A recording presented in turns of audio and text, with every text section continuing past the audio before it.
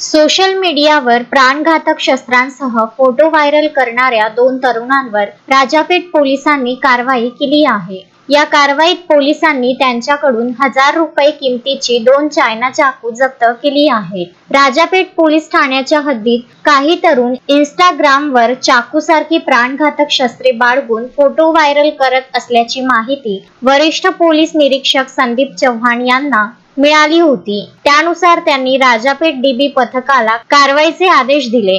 15 जुलै रोजी गस्त घालत असताना पोलीस पथकाला मिळालेल्या माहितीनुसार कोलगर कॉलनी अमरावती येथे 2 तरुण प्राणघातक शस्त्रे घेऊन जात असल्याचे दिसून आले। पोलिसांनी सापळा रचून ऋतिक राजू डोंगरे व 21 वर्ष आणि पवन कांबळे वय 18 वर्ष या दोघांना ताब्यात घेतले। त्यांच्याकडून प्रत्येकी ₹500 किमतीचे 2 चायना चाकू जप्त करण्यात आले। हे तरुण सामान्य नागरिकांच्या मनात दहशत निर्माण करीत होते। या प्रकरणी त्यांच्यावर राजापेठ पोलीस ठाण्यात आर्म ऍक्ट आणि महाराष्ट्र पोलीस कायद्याच्या विविध कलमान्वये गुन्हा दाखल करण्यात आला आहे। ही कारवाई पोलीस आयुक्त राकेश ओला, उपायुक्त श्याम घुगे, सहाय्यक पोलीस आयुक्त संजय खताळे यांच्या मार्गदर्शनाखाली वरिष्ठ पोलीस निरीक्षक संदीप चव्हाण, पोलीस उपनिरीक्षक नितीन शिंदे आणि त्यांच्या पथकाने केली आहे। शोएब खान, विदर्भ न्यूज, अमरावती।